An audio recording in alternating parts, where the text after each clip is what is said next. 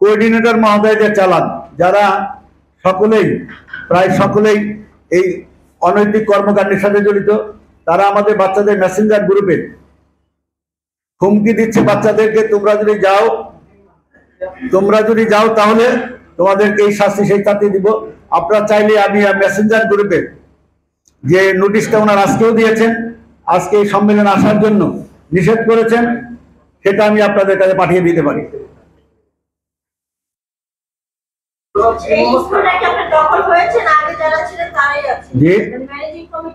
আমাদের ম্যানেজিং কমিটির মেয়াদ 30/6 তারিখে উত্তীর্ণ হয়েছিল। এরপরে আমরা রিভিউ ম্যানেজিং কমিটি করার জন্য, ম্যানেজিং আমাদের গভর্নিং বডি করার জন্য আমরা প্রস্তাবনা দিয়েছিলাম।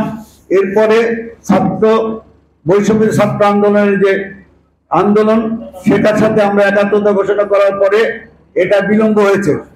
পরবর্তী মুহূর্তে আমরা, আর যেহেতু আপনারা জানেন 20 সেপ্টেম্বর আগ পর্যন্ত প্রতিষ্ঠানে সরকারিভাবে কোনো গভর্নিং বডি প্রচলন ছিল না।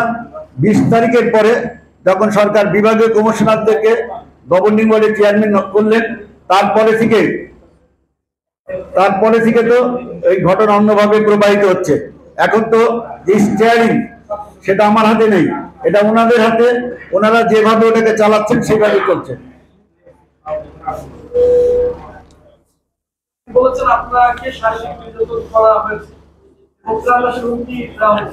আমি যখন 2 তারিখে, হ্যাঁ আমি নাম বলেছি তো, আমি এই টিচারদের নাম দিয়ে দিয়েছে তো,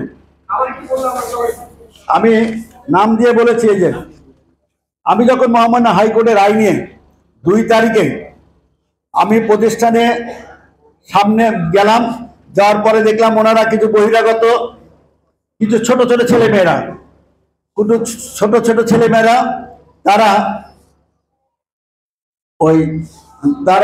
তাদেরকে ঢাল হিসাবে ব্যবহার করে ওনারা প্রতিষ্ঠানের সামনে একটা প্রাচীর তৈরি করেছে।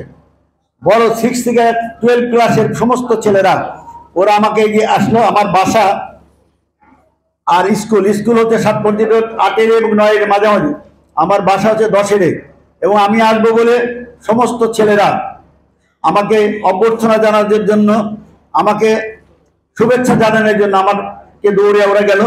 ওরা আমার সাথে ছিল, কিন্তু আমি দেখলাম এখানে যদি আমি যাই তাহলে একটা কি হবে, ছোট্ট বাচ্চাদের সাথে, যাদেরকে আমি শিক্ষক হিসাবে, যাদেরকে আমি অত্যন্ত স্নেহ করি এবং তারা আমাকে পিতার মতো শ্রদ্ধা করে, আমি তাদেরকে যেহেতু ব্যবহার করা হচ্ছে, এটা টের পেয়ে আমি আর যাই না। আমি রাস্তা দিয়ে এসে তখন আমি যখন স্কুলের সামনে যাই, তখন আমাকে পানির বোতল নিক্ষেপ করে, স্কুলের কর্মকাণ্ড চলছে, কনস্ট্রাকশন কাজ চলছে, আমি বললাম 10 তলার বিল্ডিং এর ছাদ হচ্ছে, সেখানে ইট ভাঙ্গা ছিল, ইটের দিয়ে আমাকে আঘাত করে এবং আমাকে ওই শিক্ষকেরা যারা বললাম এবং তাদের লেলিয়ে দেওয়া সন্ত্রাসী বাহিনী, তারা আমাকে প্রাণনাশের হুমকি দিয়েছে।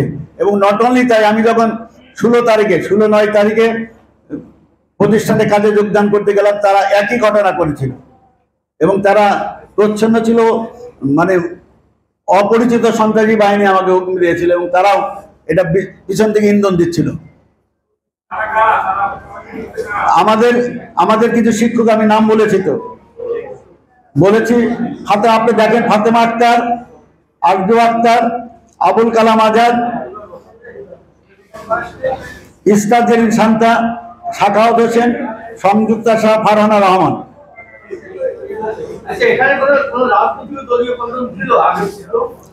এখানে রাজনৈতিক দলীয়করণ ছিল না।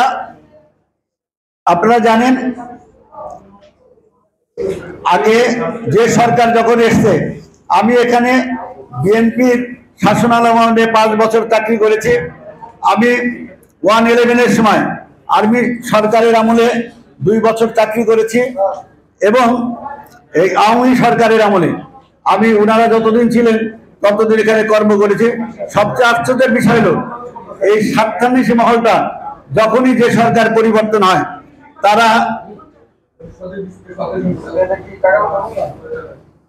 একটু সার্থক না করলে আমাকে জবাব দিতে হবে। ওনারা যেটাই বলেন আমি শেষ করে নেই।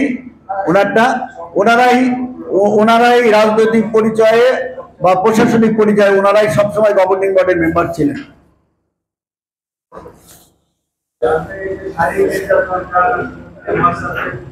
এই বিষয়ে আমি থানায় জিডি করেছি, এই বিষয়ে আমি থানায় জিডি করেছি, আমি থানায় জিডি করেছি, আমার তো কিছু করার নাই, আমি মামলা করি নাই, আমি থানায় জিডি করেছি এবং অভিযোগ দিয়েছি ওনারা মামলা নেয় নাই, আমি অভিযোগ দিয়েছি থানায়। আমি আর্মি ক্যাম্পে গিয়েছি, জি ওই যে ওখানে সে তো নাকি একটাই দাও যে ম্যানেজিং কমিটি নাই তো এখন নাই। আমি বিভাগীয় কমিশনার, আমি বলি না, ঢাকা শহরে কলেজগুলোর গভর্নিং বডির জন্য বিভাগীয় কমিশনার মহোদয়কে দায়িত্ব দেওয়া হয়েছিল।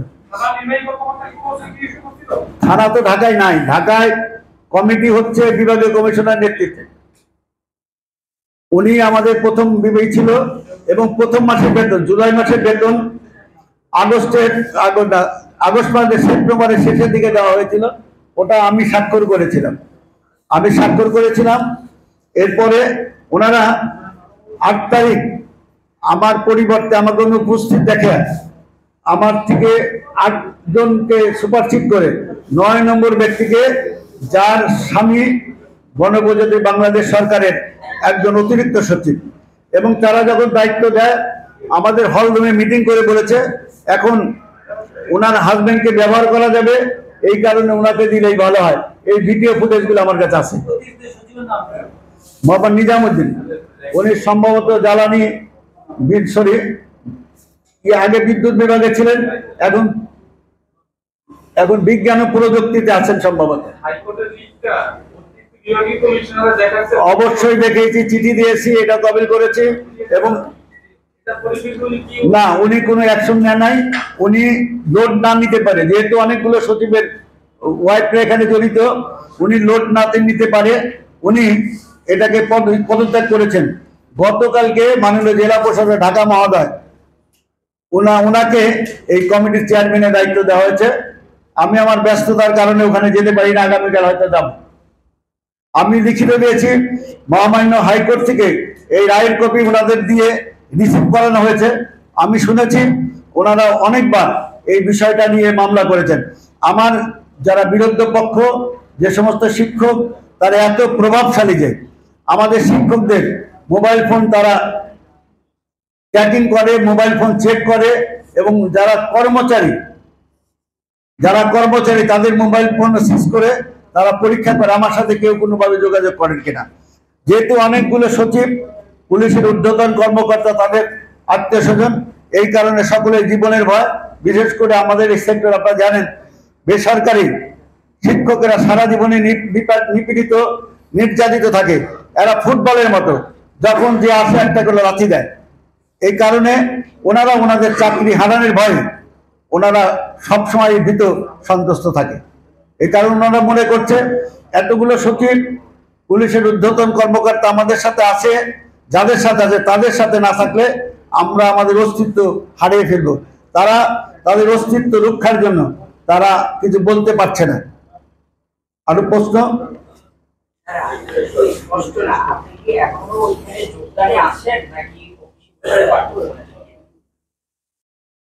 আমি বললাম 2 তারিখে আমি মহামান্য হাইকোর্টের 23 তারিখে রিপিটিশন করেছিলাম। 23 নয়, ওনারা 23 তারিখে রায় দিয়েছেন, কিন্তু রায়ের কপি পেয়েছে সিগনেচার 29 নয়।